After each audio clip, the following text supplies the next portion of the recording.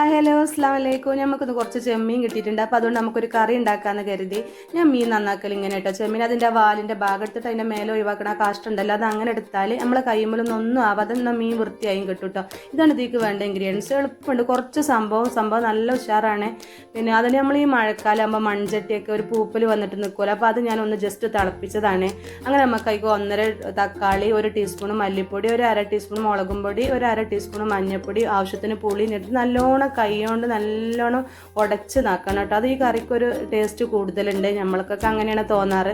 അങ്ങനെ നല്ലോണം ഉടച്ചിട്ട് ആ തക്കാളിയൊക്കെ നല്ലോണം കൈ കൊണ്ട് തന്നെ ഇതാക്കിയിട്ട് നമുക്ക് ആവശ്യത്തിനുള്ള തേങ്ങ ഒഴിച്ചിട്ട് ഒരു പച്ചമുളക്, നമുക്ക് എരിവിനനുസരിച്ച് പച്ചമുളക് 2 3 ഒക്കെ ആക്കുക. അവിടെ കുട്ടികൾക്കൊന്നും അത്ര വലിയൊരു എരിവ് ഇഷ്ടമില്ലാത്തതുകൊണ്ട് ഞാൻ 1 ഇട്ടിട്ടുള്ളൂ. ബാക്കി കറിവേപ്പിനയിൽ ഇട്ടിട്ട് നമുക്ക് അപ്പോഴൊന്നും നമ്മൾ തീ കത്തിച്ചിട്ടില്ലേ, അത് ഓർക്കണം. അങ്ങനെ ഉപ്പൊക്കെ ഇട്ടിട്ട് നമ്മൾ നല്ലോണം തീ കത്തിച്ച് തിളച്ച് വരുമ്പോഴാണ് നമ്മൾ മീൻ ഇടുക കേട്ടോ. മീൻ ഇട്ടുകൊണ്ട് വേറെ ഒന്നും ഇതിലേക്ക് ചേർക്കേണ്ട. തിളച്ച് വന്നാൽ തന്നെ അതിൻ്റെ സംഭവങ്ങളൊക്കെ റെഡിയായി മീൻ വന്ന് കഴിഞ്ഞാൽ കറിവേപ്പിലിട്ട് തീ ഓഫാക്കുക.